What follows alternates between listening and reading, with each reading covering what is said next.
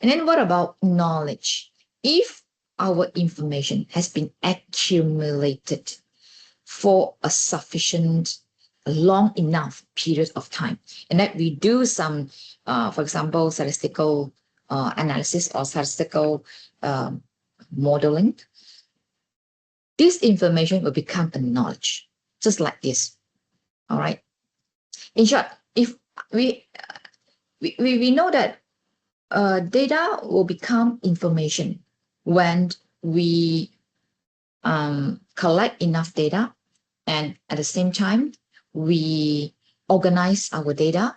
Then data plus enough amount of data, we can transform the data to be information. And then if our information, or in short, our data has been collected long enough, all right, then it can be transformed into knowledge. Or why is it knowledge? All right. For example, we look at this. This is still about COVID-19. This is the data, COVID-19 cases, okay? COVID-19 confirmed case that has been collected over 2.5 years, right? From this graph, we can see that there is a trend involved in daily confirmed COVID-19 cases. Here we can see that. You can see that in every year, okay, we can see as there is there are, spike in the early of each years, okay, especially in month, in the February, right? In the February each year, you can see that there's a spike, a jump in new confirmed COVID-19 case, right? And besides, if you carefully observe at this graph, the trend, the line in this line graph over 2.5 years, you can see that daily new confirmed COVID-19 will reach its peak every year in early of the year and also at the end of the year. Correct or not? It means that in the fourth quarter and the first quarter in each year, okay, we would expect a spike in the daily new confirmed case, okay, new confirmed COVID-19 case. So in short, based on this, we know that we need to take extra precautions, okay, during the end of the year and the beginning of each year, okay, at the end and the beginning of each year, because during this time period, based on our date information here, okay, it become a knowledge that we should do our vaccine, get the vaccine injection before the end of the year. Try to do it, okay, before, for example, November, right? Before September, all right, because in September it start to grow up again.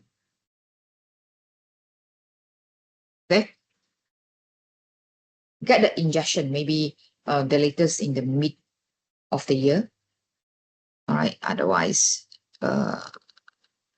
there will be further increase in daily new confirmed COVID-19 case. And then this one is another graph, all right. And this graph represents a knowledge because we can see that the data has been collected over a period of 6 years. And we can see that there's two things you can see from this graph. First is that the demand for this particular data, you can see this is the demand, right? The demand amount for a product, and this is the time period, yearly time period. And as we collect enough data, we can draw a line graph in order to see is there any pattern exists or any trend exists in in the demand for this X product. We can see that from year over the year, there's two key knowledge that we can learn from here. One is that over the years, okay, the demand for this product increases. All right. And then the demand, and then in each year, the demand for this product will drop in February each year, right? It will drop starting from the end of the year till January, to the end of January. And then after that, starting from the beginning of February, the demand for this product will goes up. Right? Starting from February, the demand for this product goes up. It will goes up for quite a few months until maybe in September. Then it will drop. Right? So for this represent a knowledge because it tells us over the years, okay, what is the trend? Okay, and then the demand for this product, it shows us a repeated pattern. Drop at the end of the year, right? Starting maybe from September, it dropped until the end of January. Then it will grow up. Okay, start to increase. The demand start to increase starting from early February till the end of maybe until the end of July or early July, something like that. All right. So it shows the pattern. So if we expect the demand for this product to grow starting from February, then during the year end, we should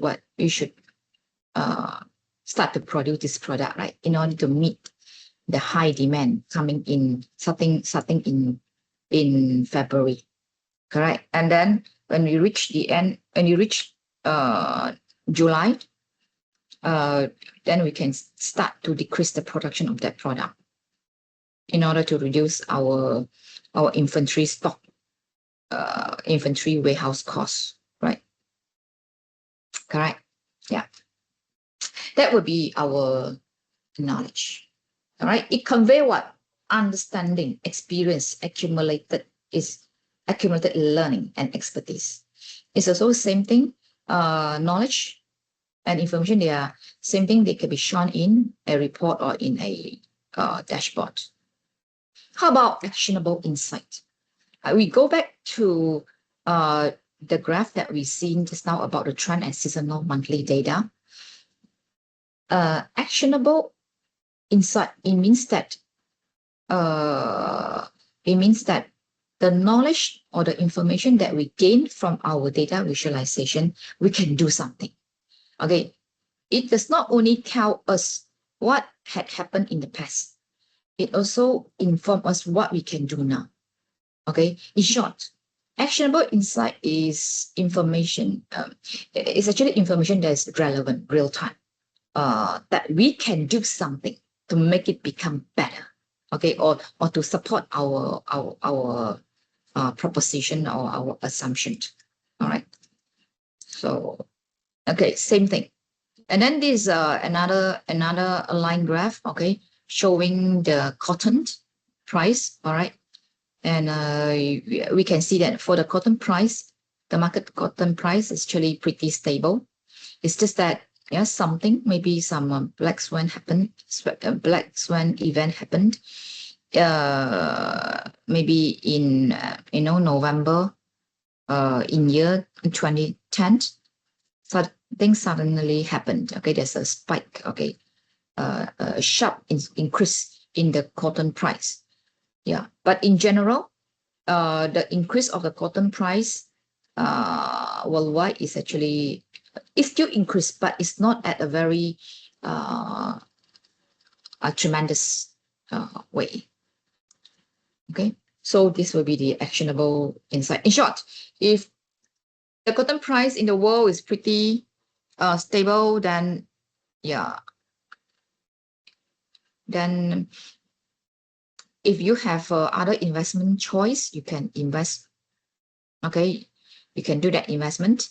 Otherwise, if you predict that the cotton price will have a sharp increase based on some pattern. Because let me see here. From year, it seems like for every 11 years, right, there's a sharp increase for some reason, right? You can see there's a spike here, from year 2000 to year 2011, there's a spike. And then from year 2012, there's another spike in year 2022, right?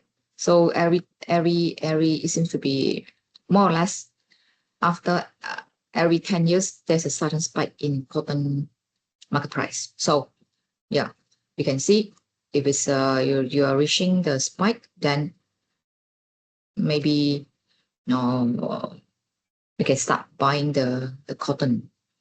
All right, in order to avoid the sudden increase in the cotton price.